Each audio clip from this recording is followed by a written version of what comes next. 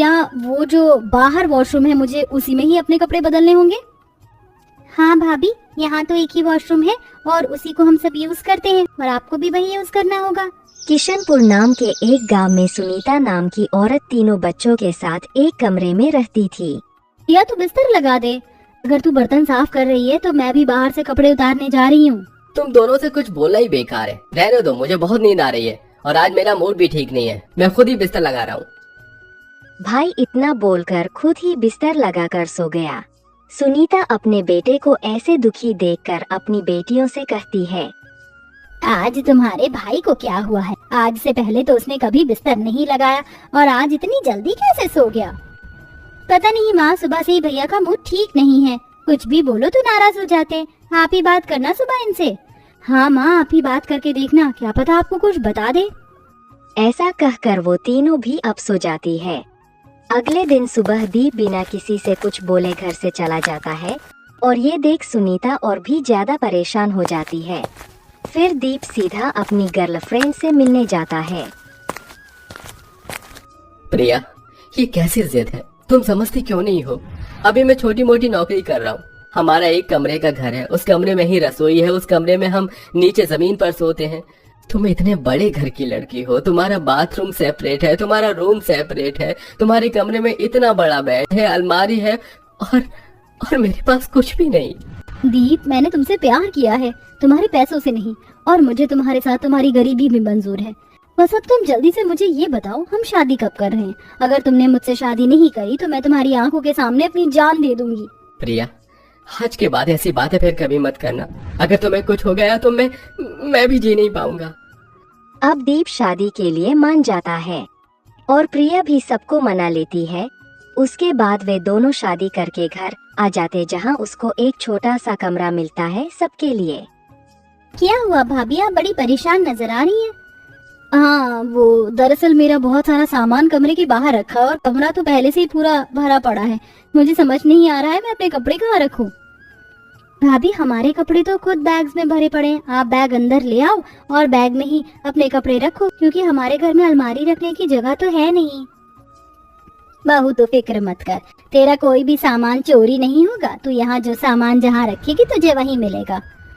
हाँ माँ जी, मुझे पता है। वैसे माँ जी, मुझे वॉशरूम जाना था कपड़े चेंज करने के लिए। वॉशरूम कहाँ है? वॉशरूम तो बेटा कमरे के बाहर ही है। जा पूजा बेटा, जल्दी से भाभी को वॉशरूम दिखा दे ताकि वो कपड़े बदल सके। क्या वो जो बाहर वॉशरूम है, मुझे उसी में ही अपने कपड़े बदलने होंगे? हाँ भाभी, यहाँ तो एक ही वॉशरूम है और उसी को हम सब यूज करते हैं और आपको भी वही यूज करना होगा।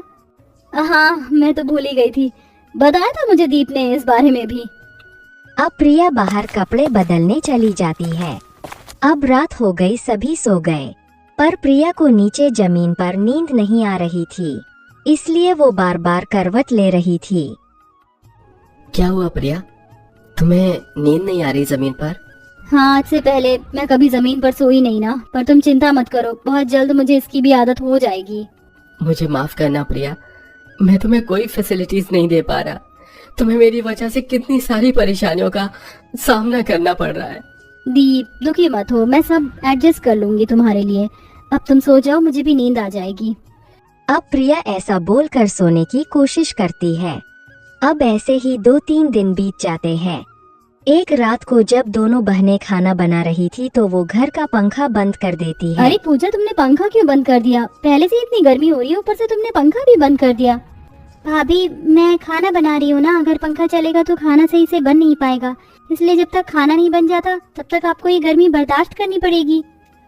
और अगर भाभी आप गर्मी बर्दाश्त ना कर पाओ तो आप कुछ देर के लिए बाहर बैठ जाना। चलो कोई बात नहीं पूजा, तुम खाना बना लो, अगर मेरी जरूरत हो तो मुझे बताना। भाभी, आप गलत बोल रही हो, हमें आपकी नहीं बल्कि आपको हमारी जरूरत पड़ने वाली है। अभी आप नहीं हो इसलिए हम खाना बना रहे हैं, कुछ दिनों के बाद तो आपको ही पूरा घर संभालना है। क्या मुझे? पर मुझे तो खाना बनाना आता ही नहीं है और ना ही घर का कोई काम करना आता है, मैं ये सब कैसे संभालूंगी? कोई बात नहीं बहू, अगर तुझे खाना बनाना नहीं आता तो हम है ना, हम तुझे सब सिखा देंगे। तू इधर आ, मेरे पास बैठ और देख मैं कैसे पायदान बना रही हूँ। अब प्रिया अपनी सास के पास बैठकर पायदान बनाना सीखती है। अब ऐसे ही कई दिन बीत जाते हैं। प्रिया अब घर का सारा काम सीख जाती है और सबके लिए खाना भी बनाती है। वाह भाभी, आज तो आपने सब्जी बहुत अच्छी बनाई है। सच में भाभी, आज आपके हाथ का खाना खाकर लग रहा है कि आप पूरी तरह से खाना बनाना सीख चुकी हैं। अरे तुम दोनों को जरा भी शर्म नहीं आती भाभी से अकेले काम करवाते हुए। तुम दोनों जानती हो ना कि तुम्हारी भाभी कितने बड़े घर की बेटी है। अगर उनके घर वालों को पता चला कि तुम दोनों अपनी भाभी से घर के सारे काम करवाती हो तो तुम्हारी भाभी के मायके वाले आकर तुम्हें डंडे से मारेंगे। रिया, पूजा, तुम दोनों डरो मत, मेरे घर वाले यहाँ नहीं आने वाले। वैसे मैं सोच रही हूँ कि क्यों ना हम कहीं दूसरी जगह एक घर ले जो 2-3 कमरे का हो, ताकि हम सबका गुजारा अच्छे से हो सके। अब बस इस एक कमरे के घर में गुजारा कर पाना मुश्किल हो रहा है। और वैसे भी अब तो दीप जी की सैलरी भी बढ़ गई है और मैंने उनसे इस बारे में बात की थी, पर माँ जी उन्होंने कहा था कि पहले मैं आपसे बात करूं। बहू, हम यहाँ से कहीं नहीं जाने वाले। आज तूने ऐसी बातें बोल दी, आइंदा से मैं ऐसी बातें ना सुनूं। ये एक कमरे का घर तेरे ससुर जी ने अपने खून पसीने की कमाई से बनाया था और मैं अपने पति की आखिरी निशानी को छोड़कर कहीं और नहीं जा सकती। माँ जी, मेरा इरादा आपके दिल को ठेस पहुँचाना नहीं था। मैं तो बस ये कहना चाहती हूँ कि कुछ दिनों में हमारा परिवार और बड़ा हो जाएगा और इतने छोटे कमरे में इतने लोगों का गुजर बसर करना मुश्किल है। कुछ मुश्किल नहीं है बहू, मैंने इस छोटे से एक कमरे के घर में ही अपने 3 बच्चों की परवरिश करी है। माँ, तुम नाराज क्यों हो रही हो? तो नहीं समझेगी बेटा। सुनीता प्रिया की ऐसी बातें सुनकर नाराज होकर वहाँ से उठकर चली जाती है। अब शाम हो जाती है। जब दीप घर आता है तो प्रिया उसे सारी बातें बताती है।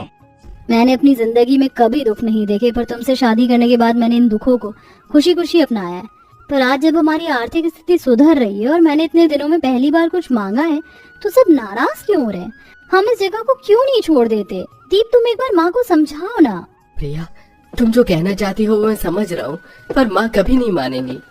भैया, भाभी बिल्कुल सही कह रही है। हम सबको मिलकर माँ को समझाना चाहिए, माँ जरूर मानेंगी। ठीक है, माँ को घर आने दो, हम सब मिलकर बात करेंगे। सुनीता अब थोड़ी देर बाद घर आती है तो दीप सबके साथ मिलकर अपनी माँ को समझाता है। माँ, एक बात प्रिया की तरफ देखो। उसके पास किसी भी चीज की कमी नहीं थी, पर यहाँ आकर उसने हमसे कभी कोई शिकायत नहीं करी और न ही कुछ मांगा।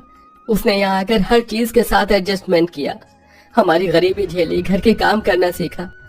क्या आपको नहीं लगता जब प्रिया ने खुद को हमारे लिए इतना बदला है तो हम भी प्रिया को थोड़ी खुशियाँ दे सकें? पर बेटा, मैं इस एक कमरे के घर को कैसे छोड़ दूं? यहाँ तुम तीनों भाई बहन का बचपन बीता है। इस घर में मेरी बहू आई थी और ये घर मेरे पति ने खुद बनाया था। माँ जी, आप जो कहना चाहती है मैं समझ रही हूँ, इसलिए हमने फैसला किया कि हम इस घर को नहीं बेचेंगे और ना ही इस घर को अकेला छोड़ेंगे। हम इस घर को मंदिर बनाएंगे ताकि हमारा यहाँ आना जाना लगा रहे और हमारे जैसे गरीब लोग भी यहाँ पर अपनी रात गुजार सके। सोचिए, जब पिताजी ऊपर से ये सब कुछ देखेंगे तो उन्हें कितना अच्छा लगेगा। बहू, शायद तुम सब बिल्कुल सही कह रहे हो। समय के साथ बदलना बहुत जरूरी होता है। ठीक है, तुम कहीं और 2-3 कमरे का घर देख लो। हम इस घर को तुम्हारे पापा की याद के तौर पर मंदिर के रूप में तैयार करेंगे। सुनीता की इजाजत मिलने के बाद दीप एक बड़ा सा घर देख लेता है जिसके अपने पुराने घर को एक मंदिर में बदल देते हैं और अक्सर वहां आते रहते हैं। अब सब पहले से बेहतर हो चुका था।